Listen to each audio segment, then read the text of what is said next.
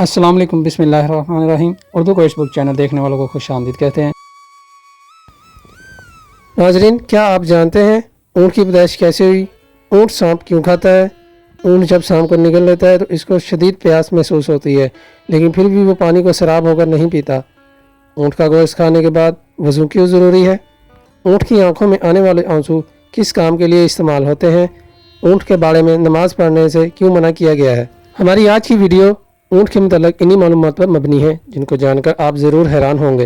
Video کے موضوع کی طرف جانے سے پہلے آپ سے گزارش ہے، اگر آپ ہمارے چینل پر نیو ہیں تو ہمارے چینل اردو کوئش بک کو سبسکرائب کر لیں اور ساتھ ہی لگے بیل کے آئیکن کو پریس کر کے آل کے نوٹیفیکیشن کو ضرور آن کر لیں تاکہ اس طرح کی آنے والی تمام انفارمیٹیو ویڈیو آپ تک بر وقت پہنچ سکے۔ شکریہ۔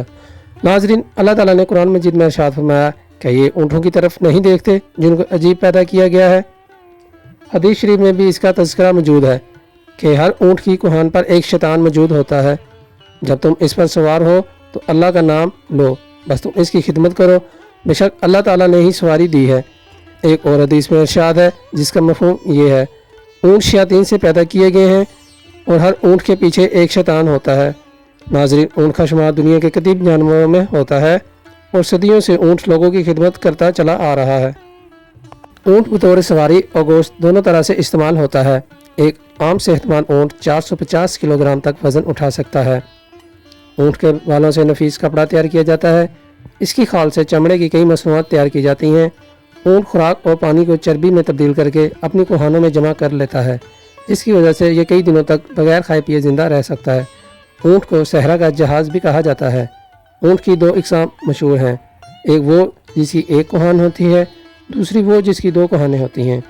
اونٹ کانٹے دار جھاڑیوں کو آرام سے کھا لیتا ہے کیونکہ اس کی انتڑیاں مضبوط ہوتی ہیں اور یہ ہر قسم کا گھاس پھوس کھا لیتا ہے جو دوسرے جانور نہیں کھا سکتے۔ ماہرین نے دعویٰ کیا ہے کہ اونٹ 3 منٹ میں 200 لیٹر پانی پی سکتا ہے۔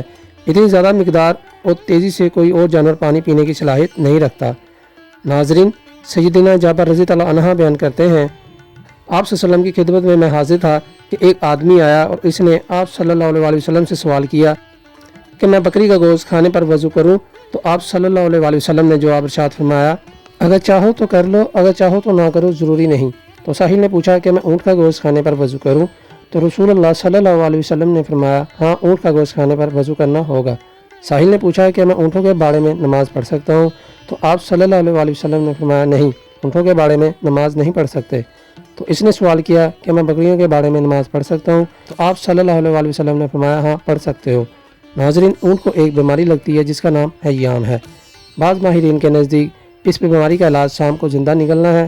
بعض دفعہ یہ بھی کہا جاتا ہے کہ اونٹ سانپ کو کھا لیتا ہے، جس کے زہر کی وجہ سے اونٹ کو شدید پیاس لگتی ہے۔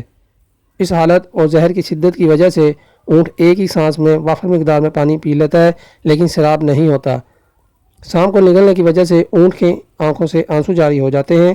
ان کو چمڑے کی چھوٹی چھوٹی تیلیوں میں محفوظ کر لیا جاتا ہے۔ یہ آنسو سانپ کے ڈسنے کا مجرب علاج ہیں۔ ان آنسوں سے بہت سی بیماریوں اور زہر کا علاج بھی کیا جاتا ہے۔ اونٹ کی سب سے بڑی اہم خاصیت یہ ہے کہ یہ اپنی ماں کے ساتھ ملاپ نہیں کرتا۔ ناظرین، امید کرتے ہیں آپ کو ہماری یہ ویڈیو نہایت پسند آئی ہوگی۔ ملتے ہیں انشاءاللہ اس قسم کی انفارمیٹیو اور تاریخی ویڈیو کے ساتھ۔ تب تک کے لیے ہمیں دیجیے اجازت، اپنا رکھیے خیال۔ اللہ حافظ۔